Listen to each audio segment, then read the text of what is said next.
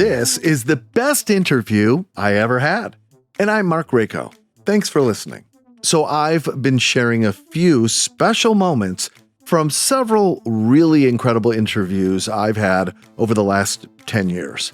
And here is definitely one of them. One of the most amazing interviews I ever did was with Klarity, Klarity, also known as his real name, Greg Davis Jr.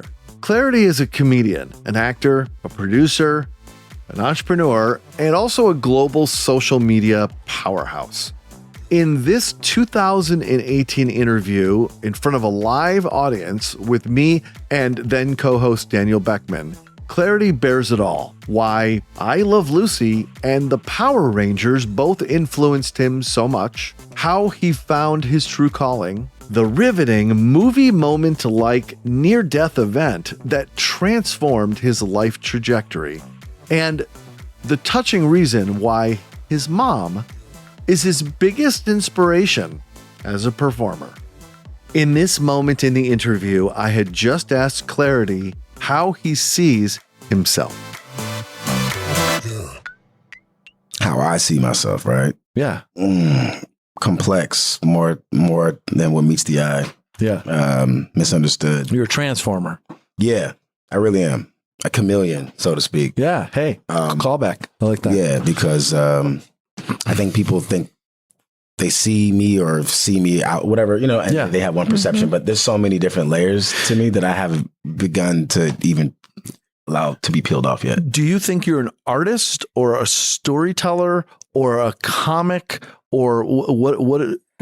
Honestly, man, I don't even, I'm still finding You're still out. Figuring that Yeah, but that that's why I out. just said storyteller, because I feel like you could tell the story in any genre.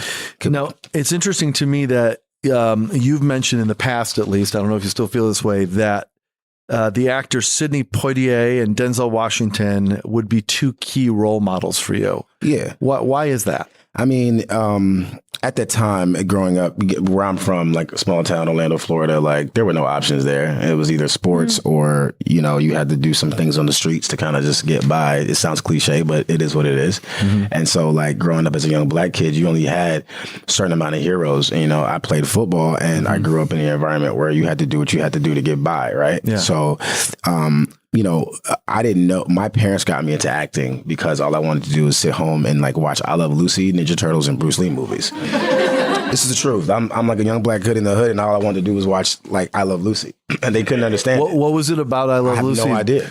I think the funny thing is I'm in comedy now, or as a part of me. I have no idea. I don't know if it was the black and white. I don't know if it was just this woman who was just funny. I mean, Lucille Ball is one of the greatest comedians, period. She transcends. Of all time. Man, woman, I don't give a shit. Oh, that's her favorite comedian in the world. Oh, of all time. She transcends everything. I would put on I Love Lucy right now over half the stuff that's on TV right now. Yeah. So I don't know if it was that, the timelessness of it, but that's all I was into. And so, yeah, that's how my parents they thought I was just either lazy or they had the idea was let's get him an acting lesson. So did they bring you to was it like a summer camp? Because I started acting in like summer camps and children's theater. So I was just curious in Florida. They took me to an acting school. Simply put, they just took me to an acting school. How old were you? Like 7, 8. Oh, cool. Okay. Yeah. So, and then I got started there, and I went there because my mom tricked me. She thought I thought I was going to be a Power Ranger. No, it's a true You're story. coming to be a Power Ranger, and you're like, I'm in. Because every day I told you I would watch after school. I would come home and watch Power Rangers, and later on I would watch Ninja Turtles and I Love Lucy. And so at the time when she came home, I guess my parents had this conversation about, is he lazy? Like, what's going on?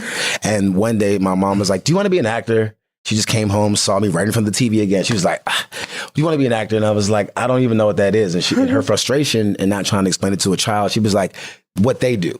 And at the time I was watching Power Rangers. So I was just like, you mean I get to be a Power Ranger? She was like, yes, boy, yes. How different your life would have been if you were watching I Love Lucy at the moment.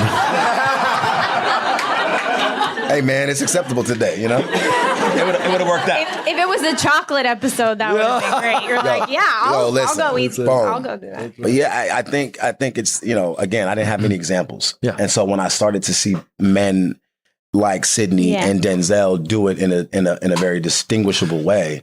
And distinguished way as well. And distinguished way. I was like, okay, so it's possible. Like I don't have to just be that type of character or that type of role or whatever. So that's why I cited them at that time as that. Gotcha. Now, something happened to you right before you graduated from high school. Yeah. That was a significant.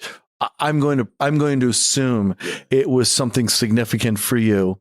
And then and I'm going to ask you to talk about it. Yeah. And then immediately after high school, you left for LA. Yeah.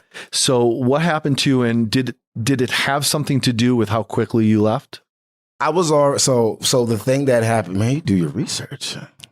I told you, growing up in that environment, you had to do what you had to do, right? And so I was selling drugs at the time in high school, like, you know what I mean, my senior year. I tried to be like a little drug dealer. That's what I was doing. Yeah. And I got set up. I remember it was like I was 2 months, I think it was like a month out from graduating. I remember leaving a track meet, and I got this, earlier that day, I got this mysterious phone call. I was in school. And the thing is with me in school, like I was actually really smart. I just hated, like, I don't know if I'm ADD or what, but just sitting and reading a textbook, it bored me. Like my freshman year, I had a 4.2.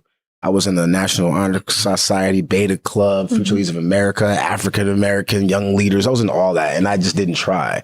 You know what I mean? Yeah. My mom School is not for everyone. It's not for everyone. Hard. And so I remember getting this random phone call, and I was at school that day earlier because I was slacking so hard that I had to stay after and do after school just to make back up so I can graduate.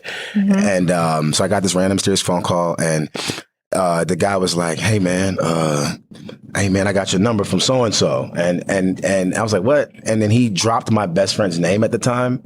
And he was like, yeah, Chad gave it to me. So anyway, he wanted to buy a pound of weed, like a brick, right? We call it a brick on the streets. And he wanted to buy that, but he was offering like double the street price. So initially I ignored him, but he was like, yeah, I'll give you like $1,200 for it. At the time it was worth like $800. He's like, I'll give you like $1,400 for it. I was like, what? I was like, do you know how much it's worth usually? And as a 17-year-old kid at the time, you know what I mean? You're not thinking logically, at least I wasn't, you're supposed to. But I was like trying to like make up schoolwork so I can graduate on time so I won't disappoint my parents, because I had all these scholarships on the table, but I wanted to be a little thug. So I was like, I pissed all those away. And so I was trying to make up for it. And I had this dude offer me like double. I wasn't really thinking clearly. So anyway, I agreed to it, and I knew it was a bad idea. Long story short, that night I ended up going to meet the dude. And I normally don't do that. And the guy, before he got in, I met him on this side alley. I made him lift up his shirt because that's what you do. And I didn't see anything from the front. I let him get in my car, and I pulled. He's like, let me see it. By the time I pulled it out, I turned my head for like 2 seconds. When I turned back, there was a gun right here to my forehead. I was like, oh, and before I knew it, he like hit me, cut open my eye. Like I had like 28 stitches in my face, 10 staples in my head. They're still right here. Wow. And like the first cut, just like, it bruised me and the blood was in my eye, and it hit me again. Boom, we ended up in the backseat. We were fighting. And then like last thing I knew, and I feel like it's a moment from a movie. No one ever believes me, but like I remember him getting on top of me and he cocked the gun and put it right to my forehead, and I was like, I'm dead. And I literally saw white. They say your life flashes before your eyes. Yeah. And it really does. Like I literally saw like in 3 seconds from the time I was born, I saw like myself walking down the aisle. I was like, damn, I'm never gonna like see this. Like I'm dead. And then I just woke up, and then he was in the front seat trying to drive away. And I think he was gonna drive me down this alley and like finish me off. And whatever strength I had, by the grace of God, I just had this pipe in the back, and I didn't have a gun or anything on me at the time. Normally I would have at that time. And I grabbed a pipe, and I just remember like, I think he thought I was passed out. I jumped on his back, put my arm around his neck, and grabbed the pipe, hit him in the head, and then he like crashed into this big dumpster. Airbags deployed. He got out and ran, and all I remember, I don't remember anything from that. All I remember is being woken up and being put onto an ambulance, and like being poked in the side, and then wow. And then I graduated high school a month later. Yeah. So is this going to be in the trailer for your biopic movie? Yeah, it should be. It does sound like a movie. Yeah, and then I moved to LA a week after I graduated high school. I was like, I'm not staying in this. I'm not staying here anymore. Like, Did you have interest in acting at the time? Is that why you chose LA? Yeah, at the time I had I was going to move and then pursue my dreams. Yeah. And you were like, you had this experience. So you were like, dream I'm now. Definitely Go. leaving. I'm definitely leaving. Wow. I graduated on a Wednesday. I was in LA that following Tuesday. Wow. I never went back. I saw a quote that supposedly you said, and you can tell me if you said or didn't say it. And then I have a follow-up question, really. You said, according to this, some people succeed because they're destined to, others succeed because they're determined to. Me, I'm both. Yeah. So first of all, that's awesome. And the question I have is, when you're this is me pivoting back to comedy here. Sure. When you're standing on a stage, because one of the things you do is stand up amongst acting and not that tall, but I stand up. and the doing stand-up comedy is ridiculously hard. People don't realize how hard it really is to succeed. And you're standing up in front of possibly hundreds or maybe more people. I don't know how big the biggest crowd you've played to is. You ever think back to that moment that you were just talking about with the car, and then here you are now, and how much your life has transformed, largely in part because you have purposely propelled it? What does that moment feel like to you? When that does become conscious and you're standing in front of people and you allow yourself to feel that? That's a great question. I think when you survive something like that, it's clear that whatever your beliefs in were at that time or not, when you survive something like that, it makes you feel like there's something bigger working in your life than you feel like, you know what I mean? I don't know everyone's belief, but I was like, clearly God is watching over me. Yeah. There's a lot of things in this world that makes you doubt that and question, like, is God even here? Is he even real? You know, and I know there's a lot of hatred in the world right now. But when you survive something like that you're not supposed to survive, it's like, okay, I have to acknowledge that there's a hand over my life in whatever way. Yeah, you're purposefully here right now. And so I can't waste life now because I was spared it. I was given another chance. And so how dare I just walk through life not speaking the thoughts that come to my head. So when I'm on stage, that's why I try to speak with reckless abandonment. Not everything is for everyone to speak on, but I speak on the things that I live through, that I think about, because I feel like I was spared for that. You know what I mean? Dave Chappelle said, don't be unapologetic, speak recklessly, because you have that responsibility.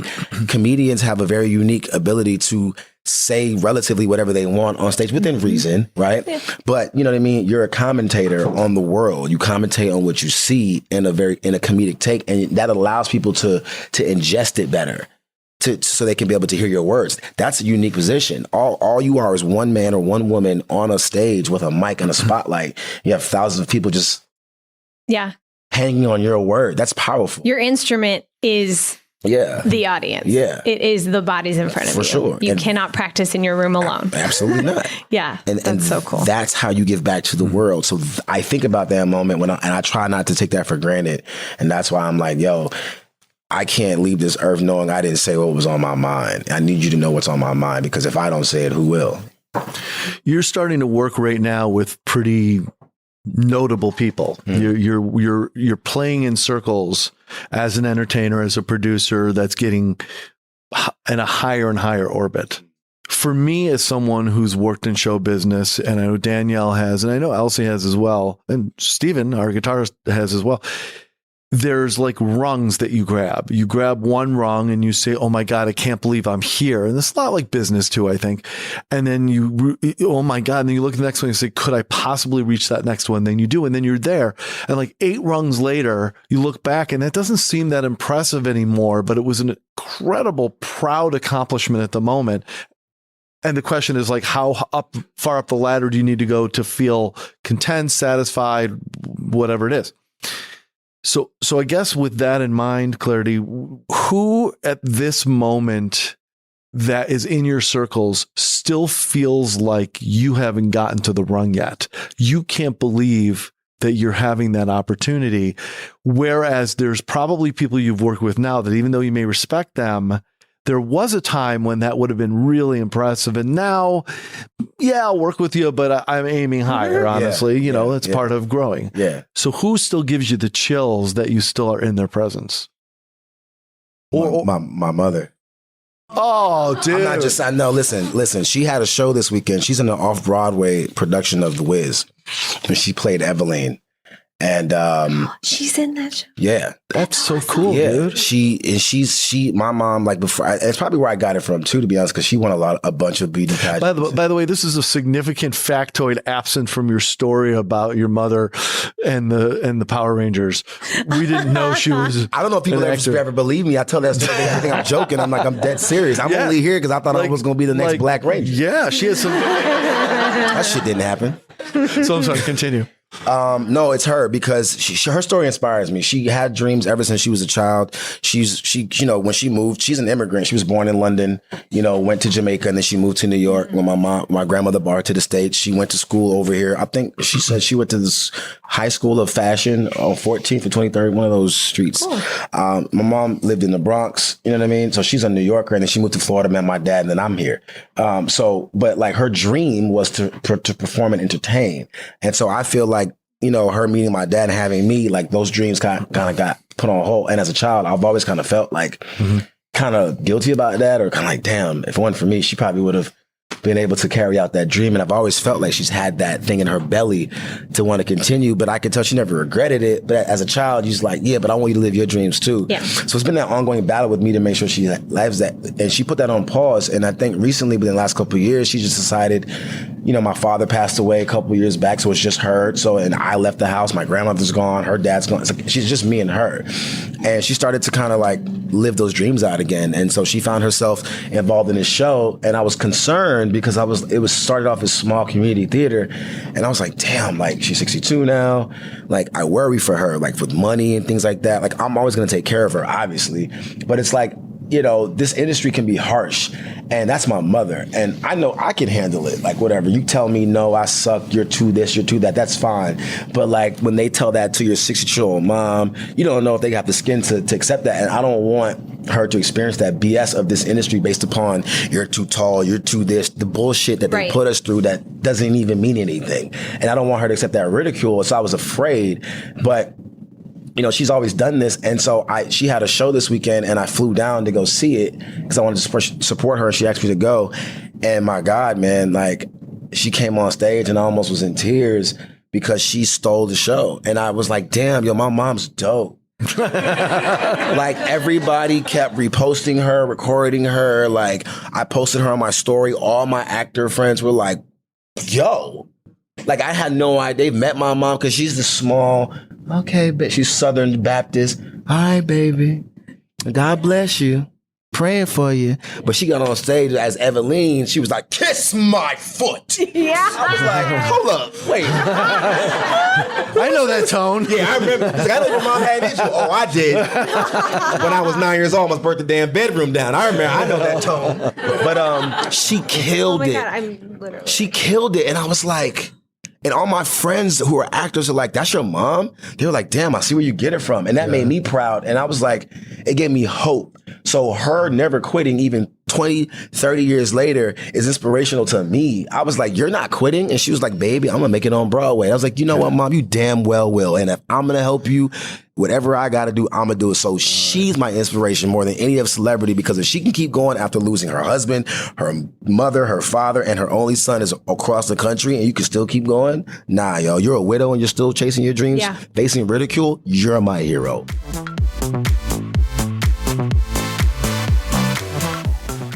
I'll be back soon with another memorable interview moment. Please be sure and subscribe on Spotify, Apple Podcasts, YouTube, or anywhere you find your best podcasts, so you get every moment. And you can follow the show on Instagram and Facebook at Best Interview Pod. Thank you so much for joining me, and I'll see you soon.